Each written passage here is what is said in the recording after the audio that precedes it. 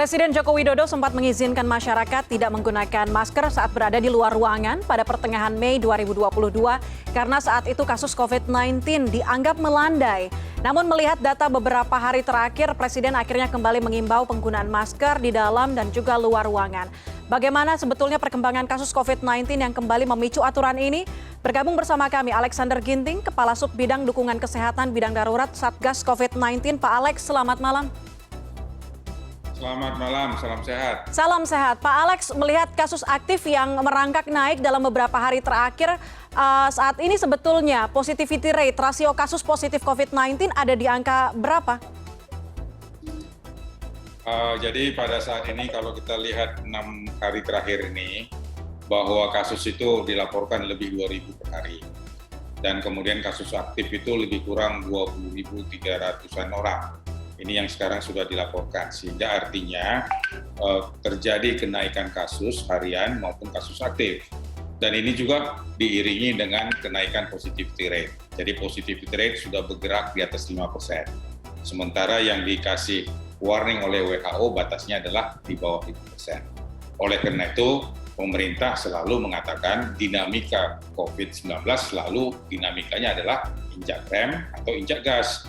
Jadi dalam hal ini tentu dinamika ini tentu harus kita menyesuaikan. Oleh karena itu dalam rangka penanggulangan COVID ini agar penularannya tidak semakin masif, kendati pun kita sudah divaksinasi, kita harus menerapkan protokol kesehatan. Yang paling penting adalah masker. Mau di ruang terbuka, di ruang tertutup, kalau itu kerumunan, kalau ada orang lain kita harus pakai masker. Kalau kita bergejala, upayakan jangan keluar rumah. Dan kalau gejalanya tidak sembuh juga, kita memeriksakan diri. Baik, ada di atas ambang aman dari WHO, di atas 5%, masyarakat sudah harus khawatirkah dengan perkembangan COVID-19 di Indonesia saat ini? Ya, jadi dengan perkembangan 6 hari ini artinya kita sudah di atas 20.000 kasus aktif. Baik yang dirawat maupun yang di rumah. Hanya bedanya dengan Juli 2021, banyak yang dirawat di rumah sakit. Angka yang meninggal tinggi. Tapi kali ini tidak, penularannya yang banyak. Oleh karena itu, kendati pun penularan banyak, tetap harus kita cegah. Kenapa? Karena dia terus menular, maka itu akan memberikan mutasi-mutasi baru. Di situ problemnya. Oleh karena itu, kita tidak boleh memberikan kesempatan kepada virus ini menular ke orang lain.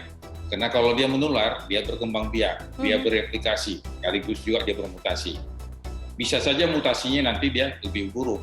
Oleh karena itu, kita harus menjaga ini dengan menerapkan protokol kesehatan. Kalau kita keluar rumah, kita menggunakan aplikasi Peduli Lindungi. Kalau kita punya komorbid, kita berobat ke rumah sakit ataupun ke puskesmas.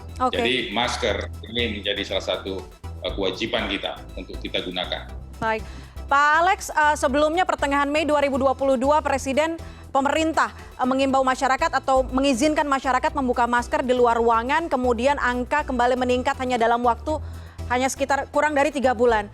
Satgas apakah sebelumnya tidak memprediksi hal ini akan ada mutasi varian sehingga pelonggaran masker sempat diizinkan? Ya, jadi pelonggaran itu tentu dinamika kita dalam rangka memasuki transisi. Jadi masyarakat juga harus dilatih, dididik bagaimana dia bisa tetap waspada, mempunyai self-assessment dikala sudah terkendali dan terjadi pelandaian. Tetapi apa yang terjadi? Di dalam 5 bulan ini kita sudah 2 jenis Omikron yang sudah kita lewati. Satu yang BA1, BA2 di saat Januari, Februari, kemudian sekarang BA4, BA5. Tentu varian ini terjadi karena ada virus strain baru, karena ada penularan. Bisa datang dari luar, bisa juga mutasi yang ada di dalam transmisi di dalam negeri. Oleh karena itu, yang disampaikan oleh Bapak Presiden pada saat itu adalah bagi mereka yang di ruang terbuka tidak ada kerumunan, mereka lepas masker. Di ruang terbuka tidak ada komorbid, tidak bergejala, boleh lepas masker. Tetapi kalau dia masuk ke terminal, masuk ke kereta api atau KRL, ya tetap memakai masker. Jadi ini harus tidak boleh disalahterjemahkan. Selagi status pandemi belum dicabut, berarti virus masih menular di masyarakat. Yang berbeda itu adalah positivity rate-nya. Yang berbeda itu adalah tingkat penularannya. Tapi kalau dia masih pandemi, artinya masih ada penularan. virus itu masih ada di sekitar kita. Oleh karena itu, penegakan protokol kesehatan harus, dan yang kedua, kejarlah booster. Jadi bagi kita yang sudah vaksinasi, kita harus melaksanakan booster.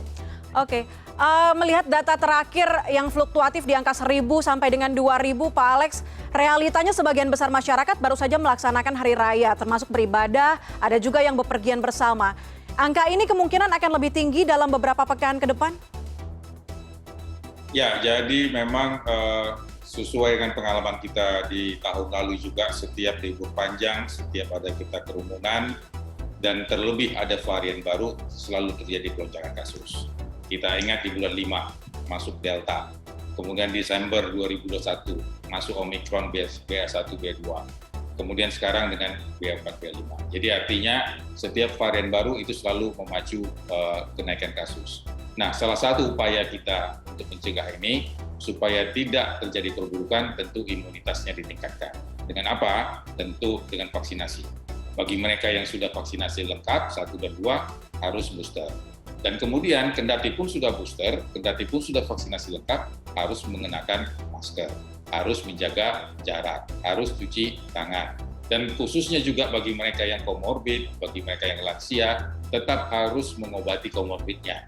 Puskesmas itu terbuka, RSUD sudah siap untuk mengobati penyakit-penyakit yang bukan COVID. Karena apa? Karena kalau dia komorbidnya tidak terkontrol, kendati pun sudah vaksinasi, dia terinfeksi, ini akan membuat terjadi perburukan. Oke, ada kebijakan yang akan berlaku pekan depan, wajib booster untuk memasuki atau mengakses seluruh ruang publik. Kemudian menggunakan lagi masker di tempat umum, di dalam maupun di luar ruangan. Melihat ini, kita tahu juga sejumlah kota besar terpantau cukup tajam kenaikannya. Tapi level PPKM-nya nggak berubah nih Pak Alex. Apakah cukup dengan tadi, hanya imbauan masker dan juga wajib booster? Ya, jadi level PPKM itu kan dinilai dari indikator laju penularan, kemudian indikator kapasitas respons. Jadi yang terjadi saat ini adalah kasus konfirmasinya naik, tapi perawatan rumah sakitnya itu minimal. Kemudian kematiannya juga kecil.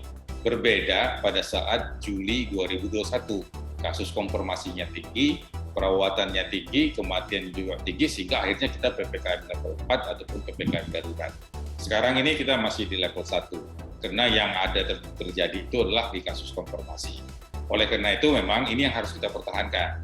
Dengan mengejar vaksinasi, dengan mengejar booster, maka angka perawatan rumah sakit bisa kita tekan, dan khususnya juga untuk angka kematian. Tapi catatan juga bagi mereka yang komorbid, bagi mereka yang lansia, harus juga mengkontrol penyakit penyertanya.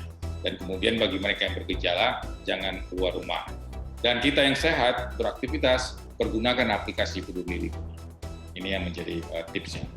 Oke, apa selanjutnya yang perlu dipahami oleh masyarakat mengingat tadi PPKM-nya level 1, pembatasannya masih dianggap normal atau seperti biasanya, aktivitas harus tetap berjalan, work from home juga sekarang makin sedikit possibility-nya, sementara angka kasus COVID-19 cukup besar. Ya, jadi yang perlu dibangun sekarang adalah kendati pun ada pelonggaran di dalam syarat perjalanan dengan hanya menggunakan vaksinasi, tetapi kewaspadaan itu harus tetap ada. Memang dia tidak membawa kita ke rumah sakit, virus yang sekarang ini, tidak meningkatkan angka mortalitas, tetapi penularannya cukup tinggi. Kalau penularannya cukup tinggi, artinya infeksinya juga bisa menyebar kemana-mana. Kita belum tahu kalau dalam jangka panjang dampaknya bagaimana, kita belum tahu. Oleh karena itu, kita harus tetap waspada. Dan kemudian setiap masyarakat harus bisa punya self-assessment. Dia sudah harus bisa menyatakan kepada dirinya, kalau saya keluar rumah, saya mempunyai masker, saya mempunyai sanitizer, saya menjaga jarak, dan kalau saya bergejala, saya tidak keluar rumah. Kalau saya bergejala, saya berani bilang kepada atasan saya di kantor, saya di rumah, karena saya bergejala dan saya mau memeriksakan diri. Ini yang harus dibangun di masyarakat, dan ini harus kita persiapkan masyarakat, karena kita akan masuk ke dalam satu transisi, dan kemudian satu ketika juga kita masuk juga ke dalam satu situasi endemi. Endemi bukan berarti virus tidak ada, tetap ada virus. Hanya persoalannya bagaimana kita sudah siap dan bagaimana kita punya kewaspadaan yang tinggi untuk mengetahui bagaimana risiko yang sakit ini bisa kita cegah. Jadi ini yang harus perlu dibangun untuk di setiap lini masyarakat, baik di desa, di kota, maupun juga di daerah lainnya. Oke, Pak Alex, terakhir jika nantinya ke depannya dalam waktu dekat kita harapkan kasus COVID-19 angkanya terkendali, artinya kebijakan untuk wajib masker di luar ruangan bisa kembali dicabut begitu ya oleh pemerintah? Ya, jadi pemerintah tetap mengaktifkan tim surveillance, kemudian tetap melihat genome whole sequencing. Kita harus lihat kalau ada orang sakit, COVID-nya positif, dia termasuk varian mana. Ini terus dikerjakan. Dan kemudian selagi positivity rate bisa turun seperti beberapa 2 bulan yang lalu sampai di 2%, 1%, ya mungkin pelonggaran akan terjadi lagi. Tapi tetap saja, kalau ada yang bergejala, ada yang kontak, maka ini kita harus lebih hati-hati. Jadi prinsip kehati-hatian ini penting, kecuali status pandemi sudah dicabut. Oke, artinya balik lagi kepada kesadaran diri masyarakat masing-masing, melihat sekitar, penggunaan masker diwajibkan, harus bisa menjaga protokol kesehatan dimanapun mereka berada begitu ya. Pak Alex, terima kasih banyak sudah bergabung bersama kami. Alexander Ginting, Kepala Sub Bidang Dukungan Kesehatan Bidang Darurat Satgas COVID-19. Salam sehat Pak Alex. Salam sehat.